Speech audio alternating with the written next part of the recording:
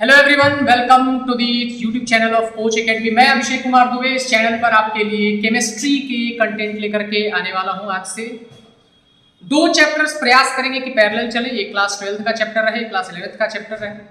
और अभी जो शुरुआत जिससे कर रहे हैं वो आज मैं करने वाला हूं क्लास 12th के एक चैप्टर से। इनऑर्गेनिक केमिस्ट्री का चैप्टर है कोऑर्डिनेशन केमिस्ट्री। देखिए, चैप्टर बहुत इंपॉर्टेंट चैप्टर्स में से एक है।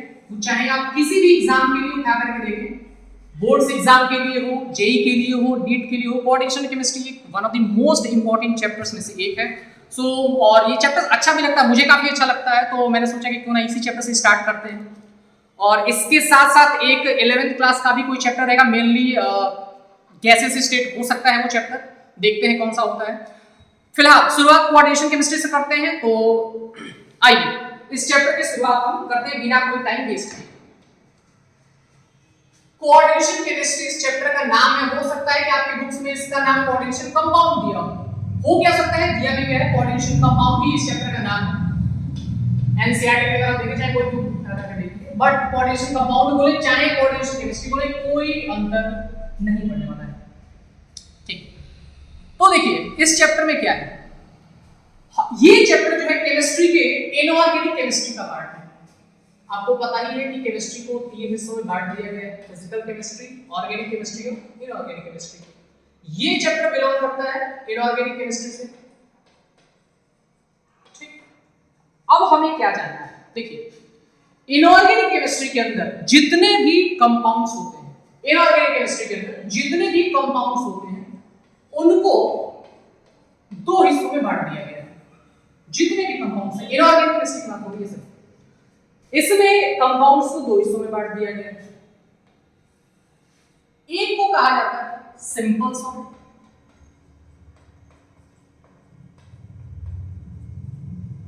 और एक कंपाउंड कहलाता है molecular addition compound. Molecular addition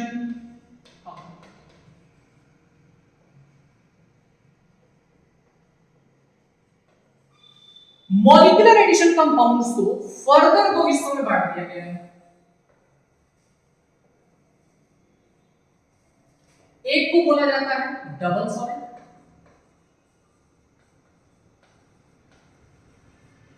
और एक को बोला जाता है कॉम्प्लेक्स कंपाउंड। कॉम्प्लेक्स कंपाउंड, और हमें इस चैप्टर में इसी कॉम्प्लेक्स कंपाउंड्स के बारे में पढ़ना है। ये पूरा चैप्टर इन्हीं कंपाउंड्स के इर्द घूमेगा। इनमें बॉन्डिंग कैसी होती है, क्या प्रॉपर्टीज होती है, कलर इनका जो कुछ भी है, हम इन्हीं कंपाउंड्स से रिलेटेड सारी चीजें पढ़ेंगे। लेकिन इससे पहले, इसको पढ़ने से पहले थोड़ा हम समझ लेते हैं क्या कहते हैं सिंपल सॉल्ट क्या होते हैं, मॉलिक्यूलर एडिशन कंपाउंड्स क्या होते हैं, उनके अंदर सब डिवीजन में जो डबल सॉल्ट बैठे हैं वो क्या होते हैं, और कॉम्प्लेक्स कंपाउंड्स के बारे में पढ़ना है। तो स्टार्ट करते हैं सबसे पहले हम सिंपल सॉल्ट से कि आखिर में सिंपल सॉल्ट्स क्या होते हैं। देखिए, अगर मैं कहूं कि सिंपल सॉल्ट के बारे में आप सबको पहले से पता है तो ये गलत नहीं होगा। Simple salt,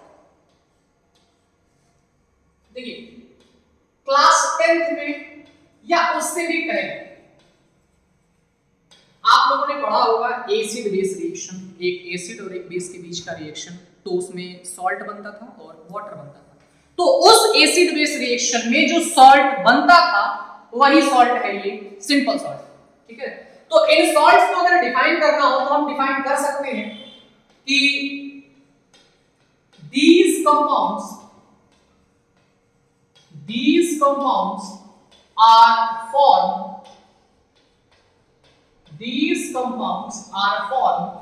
by the reaction between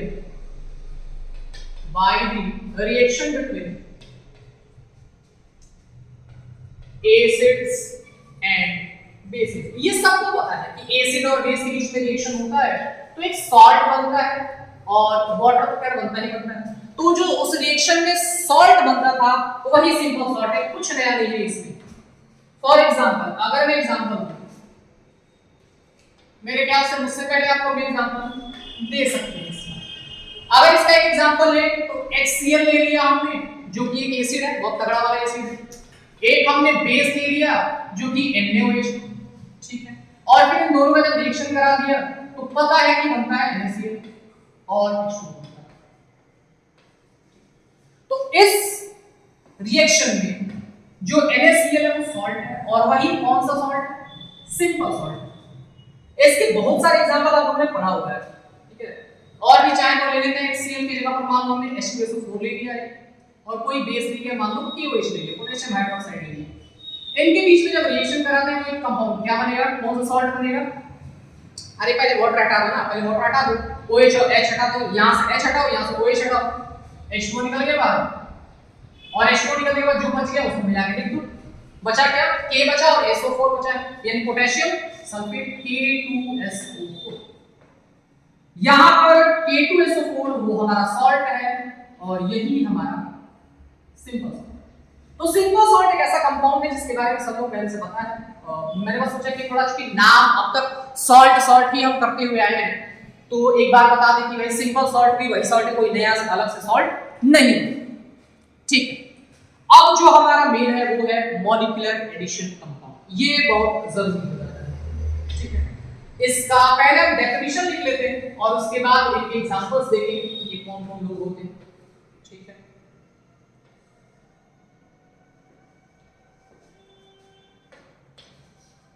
second, molecular addition compounds. Molecular addition compounds.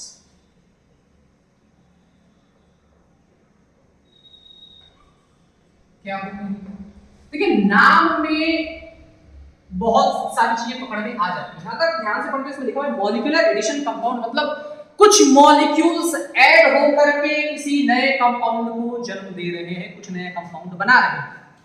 तो मॉलिक्यूलर एडिशन कंपाउंड सिंपली ऐसे कंपाउंड्स होते हैं जो दो या दो से अधिक सिंपल सॉल्ट के केमिकल कॉम्बिनेशन से बनते हैं। अगर इनका डेफिनेशन लिखें, these compounds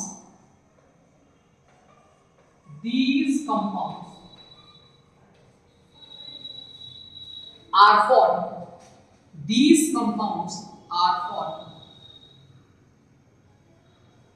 by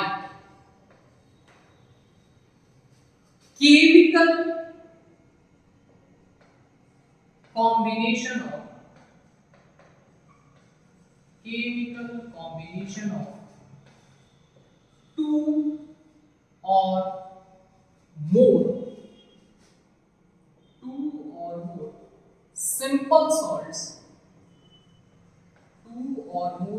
salts in fixed proportion by weight. जब दो या दो से अधिक सिंपल सॉल्ट एक फिक्स्ड प्रोपोर्शन ऑफ वेट में केमिकली जब आकर के जुड़ जाते हैं तो जो कंपाउंड बनता है उसको बोला जाता है मॉलिक्यूलर एडिशन कंपाउंड। अब एक छोटा सा मतलब हम कह सकते हैं कि एक डिफरेंस जान लेना और ज्यादा जरूरी है। खैर आगे आपको ये भी पता है कि मॉलिक्यूलर एडिशन कंपाउंड्स दो तरह के होते हैं, एक डबल सॉल्ट होता है, उसमें एक कॉम्प्लेक्स कंपाउंड होता है। तो क्या होते हैं?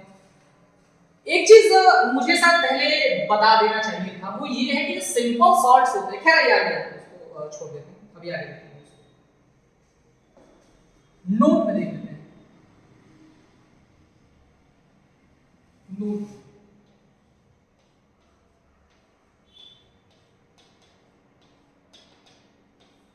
जो हमने पीछे सिंपल सॉल्ट पढ़ा है, सिंपल सॉल्ट जैसे NaCl, ये एक सिंपल सॉल्ट है। इनकी खासियत ये होती है कि जब इनका हम एक्वस सॉल्यूशन तैयार करते हैं, जब इनको पानी में डालते हैं, NaCl पानी में डालते हैं, जब इसका हम एक्वस सॉल्यूशन तैयार करेंगे तो जो सिंपल सॉल्ट होते हैं वो अपने कॉन्स्टिट्यूएंट आयंस में टूट जाते हैं, यानी कि वो जिन जिन आयन से मिलकर के बने होंगे उन आयंस में क्या होते हैं? टूट जाते हैं। जैसे NaCl जो है Na+ और Cl- के मिलने से बना है, तो जैसे इसको पानी में डालेंगे Na+ अलग हो जाएगा, Cl- अलग हो जाएगा। तो हम क्या कहते हैं, जो सिंपल सॉल्ट्स होते हैं वो अपने सभी कॉन्स्टिट्यूएंट आयंस में टूट जाते हैं, जितने आयंस होंगे उसके अंदर सब के सब टूट जाएंगे। K2SO4 ले लिया, पोटेशियम सल्फेट। जब इसको हम एक्वस सॉल्यूशन इसका तैयार करेंगे तो ये क्या होगा, ये टूट जाता है K+ और SO4 2-। तो ये सिंपल सॉल्ट की खासियत होती है। इसको बोलने का एक और तरीका होता है, बोलने का तरीका एक और है। एक तो हमने जान लिया सिंपल तरीका कि सिंपल सॉल्ट एक्वस सॉल्यूशन में अपने कॉन्स्टिट्यूएंट आयंस में टूट जाते हैं। एक तरीका ये भी है बोलने का कि सिंपल सॉल्ट एक्वस सॉल्यूशन के अंदर अपने सभी कॉन्स्टिट्यूएंट आयंस का टेस्ट देते हैं। ये एक दूसरा लैंग्वेज है बोलने का कि सिंपल सॉल्ट एक्वस सॉल्यूशन के अंदर अपने सभी कॉन्स्टिट्यूएंट आयंस का क्या कर देते हैं, टेस्ट दे देते हैं। और वो कोई भी आयन अपना टेस्ट तभी देगा जब वो इंडिपेंडेंटली सॉल्यूशन के अंदर एग्जिस्ट कर रहा है। अगर Na+ अकेला सॉल्यूशन के अंदर एग्जिस्ट नहीं करता तो अपना टेस्ट नहीं दे पाता। Cl- अगर अकेला अपने सॉल्यूशन में अगर अकेला नहीं होता तो अपना टेस्ट नहीं दे पाता। तो इसके बोलने के दो तरीके हैं। तो हम नोट में इसी बात को लिख लेंगे कि जो सिंपल सॉल्ट होते हैं वो अपने सभी कॉन्स्टिट्यूएंट आयंस का टेस्ट देते हैं। तो नोट में इस चीज को लिख लेंगे, simple salt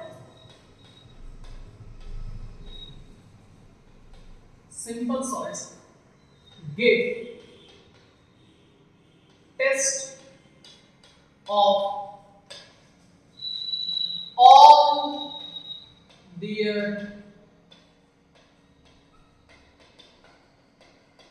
constituent ions in aqueous solution। Aqueous solution के अंदर अपने सभी कॉन्स्टिट्यूएंट आयंस का टेस्ट दे देते हैं।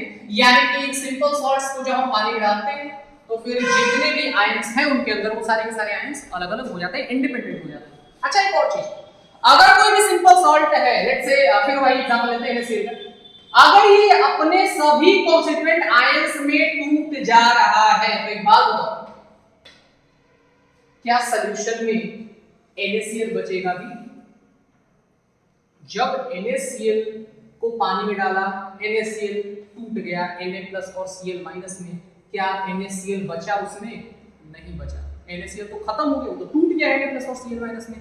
इसका मतलब ये है कि जो NaCl है पानी में जाते ही अपनी पहचान खो दे रहा है। जैसे ही इसको हम पानी में डाल रहे हैं, एक सॉल्यूशन तैयार कर रहे हैं, ये अपनी आइडेंटिटी लूज कर दे रहा है, बचा नहीं है कुछ भी, सब Na+ और Cl- में टूट चुका है। तो दूसरा पॉइंट हम इसको लिख सकते हैं कि simple salts lose their identity in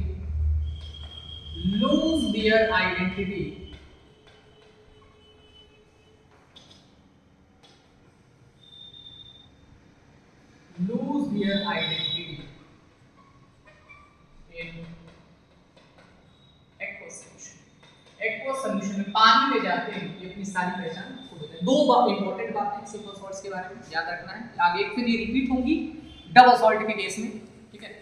तो ये सिंपल सॉल्ट का भी कैरेक्टरिस्टिक है और डबल सॉल्ट का भी प्रॉपर्टी होती है। तो सिंपल सॉल्ट में दो बातें हैं, ये सिंपल सॉल्ट अपने सभी आयंस का टेस्ट दे देते हैं एक्वस सॉल्यूशन में, यानी जितने भी आयंस हैं सारे के सारे अलग-अलग हो जाते हैं। और अगर वो सारे आयंस अलग-अलग हो गए तो जो ओरिजिनल कंपाउंड है हमारा सिंपल सॉल्ट वो तो अपनी आइडेंटिटी यूज कर गया, वो कुछ बचा ही नहीं फिर उसका, है ना। अब चलिए, अब हमने मॉलिक्यूलर एडिशन कंपाउंड का डेफिनेशन यहां पर लिख लिया ना कि मॉलिक्यूलर एडिशन कंपाउंड ऐसे होते हैं जब दो या दो से अधिक simple salt fixed proportion by wait में केमिकली कंबाइन करते हैं। अब पता है कि मॉलिक्यूलर एडिशन कंपाउंड दो तरह के होते हैं।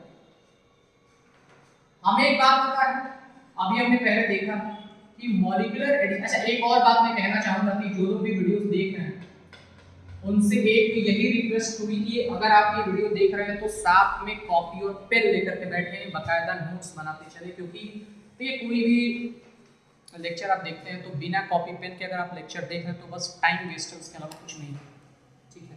तो मैं चाहूँगा कि आप नोट्स बनाते चलें। और एक और चीज़ मैं इसलिए इतना जोर दे रहा हूँ क्योंकि ये जब आप लेक्चर्स देखेंगे तो इस बात की गारंटी मैं ले रहा हूँ कि जब चैप्टर खत्म होगा तो इस चैप्टर से रिलेटेड बोर्ड्स, नीट या फिर जे किसी के भी क्वेश्चंस हो, आपके क्वेश्चंस हो जाएंगे। कोई क्वेश्चन छूटेगा नहीं अगर आप वाकई में अगर ध्यान, क्योंकि थोड़ी मेहनत की गई है इस लेक्चर को तैयार करने में, और आगे आगे जो भी कंटेंट आएगा उसको थोड़ी मेहनत करके तैयार की जानी है उसको। तो इस वजह से, और जब तैयार कर रहे तो इसलिए तैयार कर रहे हैं ताकि कुछ फायदा हो, बोर्ड्स जो लोग दे रहे हैं उनको बोर्ड्स में फायदा हो, जो लोग नहीं देने वाले हैं उनको फायदा हो। तो इसलिए ये रिक्वेस्ट है कि आप नोट्स बनाते चले बकायदा, ठीक है। और इससे रिलेटेड मैं क्वेश्चंस भी कराऊंगा, और आपके पास जो क्वेश्चंस होंगे आप लोग कर सकते हैं, नहीं आएगा तो फिर आप पूछ भी सकते हैं कमेंट के जरिए, ठीक। तो हाँ, कहां पे थे? मॉलिक्यूलर एडिशन कंपाउंड्स दो तरह के होते हैं।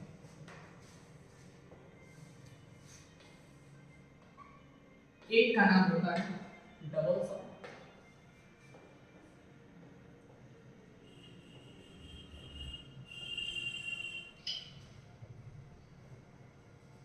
और एक होता है molecular addition compound, sorry complex compound,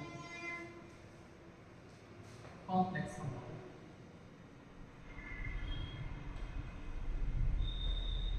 आप एक एक करके जानते हैं, एक एक करके जान जाते हैं कि आखिर में क्या होते हैं डबल सॉल्ट और क्या होते हैं कॉम्प्लेक्स कंपाउंड। चलो, पहला डबल सॉल्ट।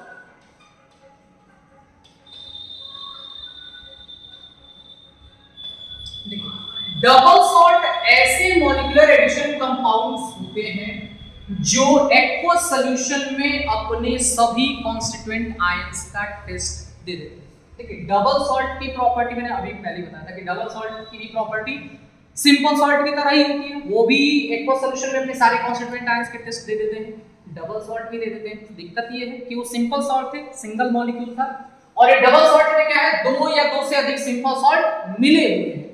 तो इनको हम डबल सॉल्ट की अगर डेफिनेशन लिखनी हो तो हम लिख सकते हैं कि these molecular addition compounds, these molecular addition compounds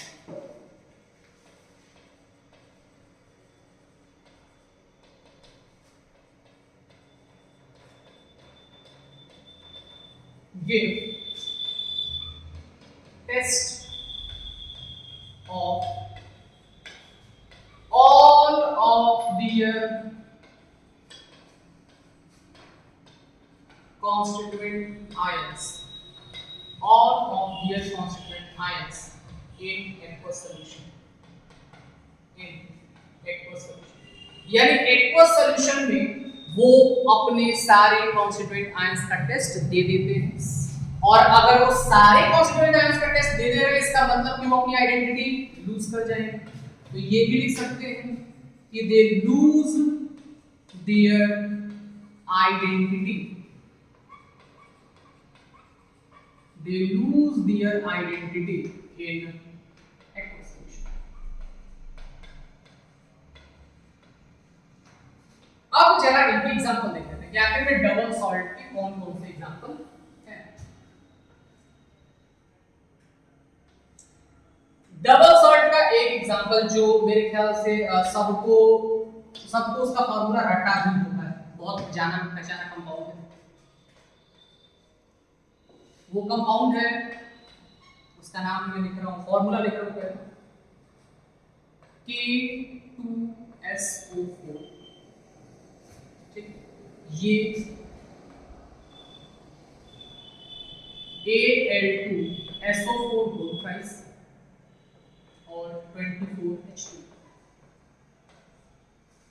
जब ये तीनों मिलते हैं तो एक कंपाउंड बनता है, और उसका फॉर्मूला होता है K2SO4 dot Al2SO4 whole price dot 24H2।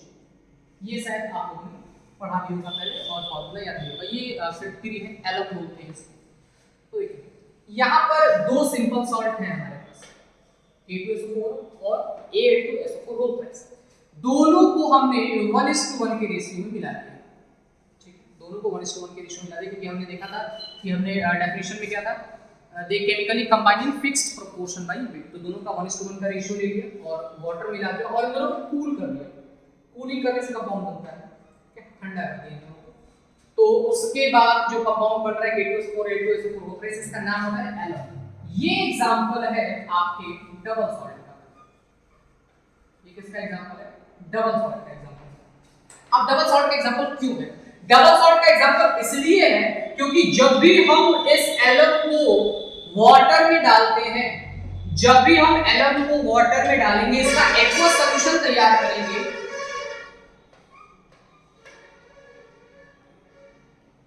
जब भी हम इसका एक्वस सॉल्यूशन तैयार करेंगे तो ये अपने सारे कॉन्स्टिट्यूएंट आयंस में टूट जाता है। देखिए कौन कौन से आयंस हैं जिसमें टूटेगा? K2SO4 H2SO4 होता है, H24SO4 ये टूटता है K+, ये टूटता है Al3+ एल्यूमिनियम आयन, और साथ ही साथ SO4 whole twice sulphate ion. तो ये चूंकि जो कंपाउंड है ये अपने सारे कॉन्स्टिट्यूएंट आयंस के टेस्ट दे रहा है, तो ये जो है डबल सॉल्ट का एक एग्जांपल है। ये किसका एग्जांपल है? डबल सॉल्ट का एग्जांपल है। इसके बाद दूसरा एग्जांपल भी देख लेते हैं इससे रिलेटेड। इससे रिलेटेड एक दूसरा एग्जांपल है हमारा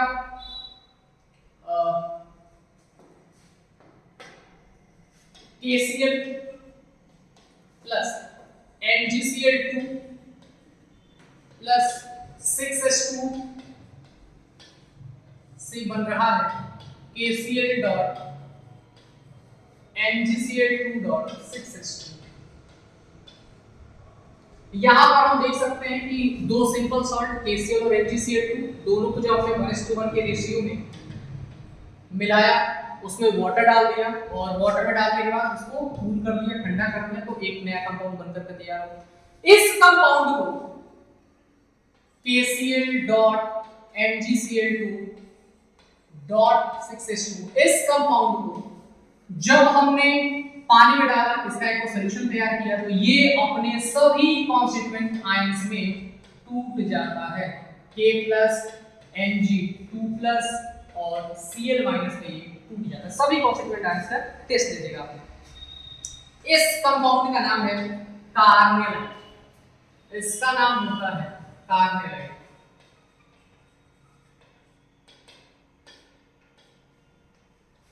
इसका एक और एग्जांपल होता है मार्केट के अंदर।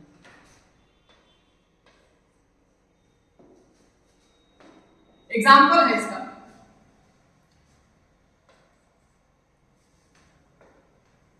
NH4 whole twice SO4 ammonium sulphate plus FeSO4 ferrous sulphate plus 6H2, और इनको मिला करके ठंडा करने के बाद, कूलिंग करने के बाद बनेगा क्या? ये बनेगा NH4 whole twice SO4 dot FeSO4 dot 6H2। और फिर जब हम इस कंपाउंड को वाटर में डालते हैं,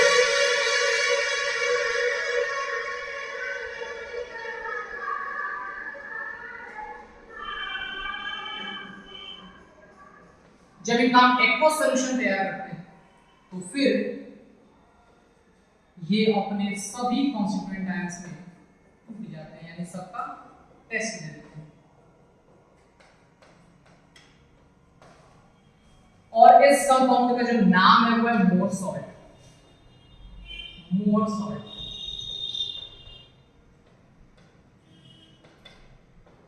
तो ये आपके सामने तीन एग्जांपल्स जो हैं वो डबल सॉल्ट के एग्जांपल्स हैं। एलम था, कार्नेलाइट और मोर salt.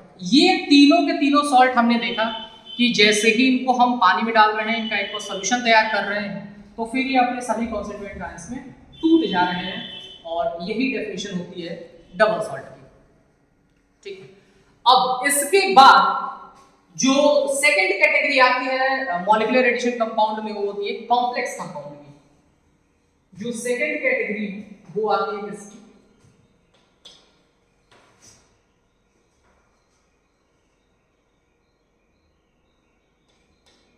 Complex compound.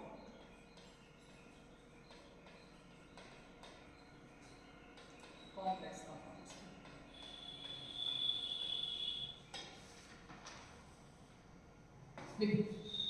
Complex compounds ऐसे मॉलिक्यूलर एडिशन कंपाउंड्स होते हैं जो एक्वस सॉल्यूशन में कंप्लीटली डिसोसिएट नहीं होते हैं, पूरी तरीके से नहीं टूटते हैं, पूरी तरीके से अपना टेस्ट मतलब नहीं दे पाते हैं। कॉम्प्लेक्स कंपाउंड को अगर हम डिफाइन करें तो these molecular addition compounds these molecular addition compounds do not dissociate completely। यहां पर completely वर्ड थोड़ा इंपॉर्टेंट हो जाता है। एक बात हो रही है कि डिसोसिएट ही ना हो रहा हो एकदम, और यहां पर लिखा हुआ है कि पूरी तरह से डिसोसिएट नहीं हो रहा है, हल्का फुल्का डिसोसिएट हो जाता है। Do not dissociate completely in their aqueous solution। अपने aqueous solution में पूरी तरीके से डिसोसिएट नहीं होते। ठीक है, अगर पूरी तरह से डिसोसिएट नहीं होंगे तो फिर टेस्ट भी नहीं दे पाएंगे। अच्छा, एक और चीज है, अगर ये पूरी तरह से डिसोसिएट नहीं हो रहे हैं तो फिर ये अपनी आइडेंटिटी लूज नहीं करेंगे। यही बात भाई, अगर पूरा ही बिखर गए, 100 मॉलिक्यूल हमने पानी में डाला, 100 के 100 मॉलिक्यूल एकदम टूट फूट गए, तो फिर ये वाला मॉलिक्यूल तो दिखेगा ही नहीं, दिखेगा ही नहीं, डिसोसिएट हो चुका है, इसकी आइडेंटिटी खत्म हो चुकी है। लेकिन अगर मान लो कॉम्प्लेक्स कंपाउंड है, 100 मॉलिक्यूल्स को डाला और 10 मॉलिक्यूल डिसोसिएट हो रहे हैं, तो बाकी के 90 तो दिखेंगे ना, उसकी आइडेंटिटी है, उसकी क्लियरली दिखेंगे वो। तो इनके बारे में एक चीज हम लिख सकते हैं कि ये अपनी आइडेंटिटी लूज नहीं करते हैं। इसमें एक पॉइंट लिख सकते हैं, दे do not lose their identity। They do not lose their identity in aqueous solution।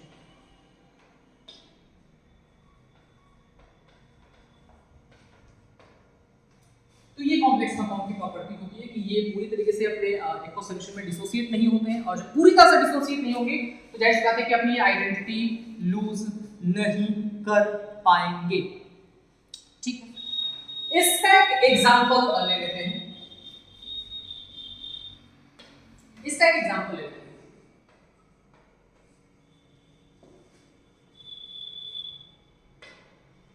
एक कंपाउंड है K4 FeCN6। ये कंपाउंड है, कॉम्प्लेक्स कंपाउंड है। आगे बताएंगे कि फिर कैसे लिखा जाता है, स्क्वायर ब्रैकेट, वो छोटा ब्रैकेट अंदर क्या है, बाहर में, बाद में सारे डिस्कशन होंगे इसके। फिलहाल बस इतना जानिए, कॉम्प्लेक्स कंपाउंड्स को ऐसे ही लिखा जाता है, ऐसे ही रिप्रेजेंट किया जाता है। ये जो कॉम्प्लेक्स कंपाउंड है, जब हम इसको पानी में डालते हैं, यानी जब इसका एक्वस सॉल्यूशन तैयार करते हैं, तो ये टूटता है, डिसोसिएट होगा। कैसे डिसोसिएट होगा? देखो, बाहर वाला जो भी स्क्वायर ब्रैकेट लिखा हो, उसके बाहर जो भी आयंस है वो टूट जाता है। स्क्वायर ब्रैकेट के बाहर जो भी है वो टूटकर क्या हो जाएगा। अब चाहे वो स्क्वायर ब्रैकेट के लेफ्ट में हो, चाहे स्क्वायर ब्रैकेट के राइट में हो, कहीं भी होगा वो टूट के अलग हो जाता है, वो डिसोसिएट हो जाता है। तो जब ये डिसोसिएट होगा तो ये बनेगा 4K+, और अंदर क्या, ये वाला जो स्क्वायर ब्रैकेट के अंदर वाला है ये डिसोसिएट नहीं होता है, ये डिसोसिएट नहीं होता, ये नहीं टूटता है। तो थोड़ा सा एक पार्ट तो इसका डिसोसिएट हुआ, लेकिन इस स्क्वायर ब्रैकेट के अंदर की जो भी चीज है वो अपने आयंस में डिसोसिएट नहीं होती। बाद में इनको लेकर के भी थोड़ा सा मतलब है, इसके अंदर भी कुछ है कि थोड़ा बहुत डिसोसिएशन हो जाता है, लेकिन उसकी चर्चा बाद में करेंगे। यहां पर एक चीज देख लेते हैं पहले, लेकिन उसको डिस्कस बाद में करेंगे। यहां पर हम देख सकते हैं कि ये जो स्क्वायर ब्रैकेट के अंदर वाली जो भी चीज है, इसका भी थोड़ा बहुत डिसोसिएशन हो जाता है। तो हम यहां पर भी लिख दिया मैंने, फीबली डिसोसिएट, मतलब हल्का फुल्का इनका भी डिसोसिएशन होता है। तो डिसोसिएशन होगा तो क्या होगा वो बाद में देखेंगे, अभी नहीं। अभी बस इतना जानिए, कोई कॉम्प्लेक्स कंपाउंड है जैसे ये है, तो इसमें स्क्वायर ब्रैकेट के बाहर की चीज जो है डिसोसिएट हो चुकी है और स्क्वायर ब्रैकेट के अंदर की चीज डिसोसिएट नहीं हो रही है। अच्छा, एक और चीज यहाँ पर इंपॉर्टेंट है, एक क्वेश्चन अगर पूछा जा सकता है ऐसे, बोर्ड्स में तो नहीं पूछेगा, मे बी जेईई या नीट के अंदर ये पूछा जा सकता है कि अगर ये कॉम्प्लेक्स कंपाउंड आपको दिया हुआ है, सवाल ये पूछ सकता है कि बताओ इनमें से कौन है जो अपना टेस्ट दे सकता है, अपना टेस्ट दे देगा, दे कह सकता है, दे देगा अपना टेस्ट। तो इसका जवाब है कि स्क्वायर ब्रैकेट के बाहर लिखी हुई कोई भी चीज है वो अपना टेस्ट दे देगी। टेस्ट दे देगी क्यों? क्योंकि वो ग्रुप अलग हो जा रहा है, और मैंने पहले बताया कि वही आयन से टेस्ट देते हैं अपना जो फ्री होते हैं सॉल्यूशन के अंदर, तो यहाँ पर K+ फ्री हो रहा है, तो इसलिए ये अपना टेस्ट दे देगा।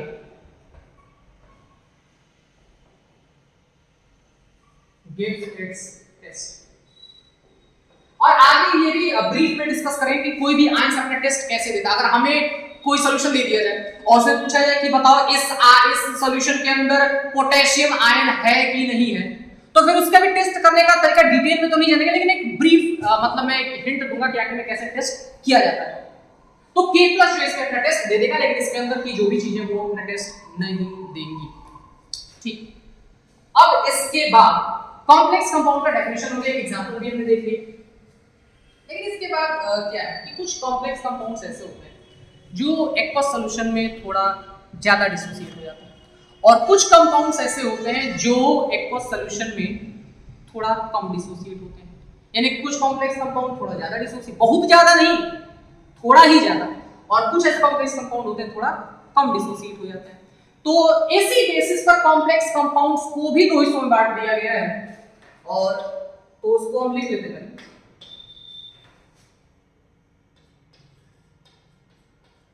depending upon their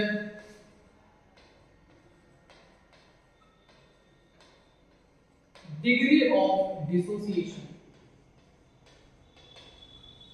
अपने डिसोसिएशन की डिग्री पर डिपेंड करते हुए, मतलब कितना डिसोसिएशन हो रहा है, कम हो रहा है, ज्यादा हो रहा है, उस बेसिस पर जो कॉम्प्लेक्स कंपाउंड्स हैं,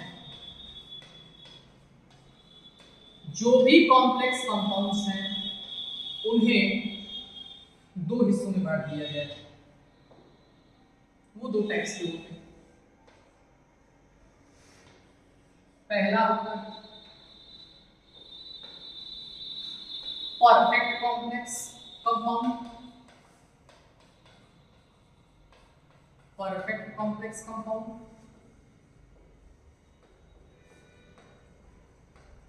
और दूसरा होता है imperfect complex compounds, imperfect complex compounds. तो ये दो तरह के कॉम्प्लेक्स कंपाउंड्स होते हैं on the basis of their degree of dissociation, their extent of dissociation. तो दो तरह के कॉम्प्लेक्स कंपाउंड होते हैं, परफेक्ट कॉम्प्लेक्स कंपाउंड और इम्परफेक्ट कॉम्प्लेक्स कंपाउंड। देखिए, मैं चाहता हूं कि वीडियो बहुत ज़्यादा लंबा ना हो, इसलिए मैं चाहता हूं कि इस लेक्चर को यहीं पर रोक देते हैं, क्योंकि परफेक्ट कॉम्प्लेक्स और इम्परफेक्ट कॉम्प्लेक्स को समझने में, समझाने में काफ़ी ज़्यादा टाइम लग जाता है, थोड़ा सा लेंदी हो जाएगा वीडियो। मैं नहीं चाहता कि वीडियो लंबा हो, थोड़ा सा छोटा ही रहे, ताकि देखने में वाला भी कोई बोर ना हो, ज़्यादा ये लगे कि बहुत ज़्यादा वीडियो देखना पड़ रहा है इस बार में। तो छोटे वीडियोज़ रहें, सही रहेगा, पढ़ने में भी आसानी रहेगी। और चूंकि ये टॉपिक को अगर छोटे बड़े टॉपिक होते तो यहाँ पर खत्म नहीं कर देता, लेकिन थोड़ा समय लग जाता है इनको समझने में, कुछ ज़्यादा चीज़ें डिटेल में समझनी पड़ जाती है।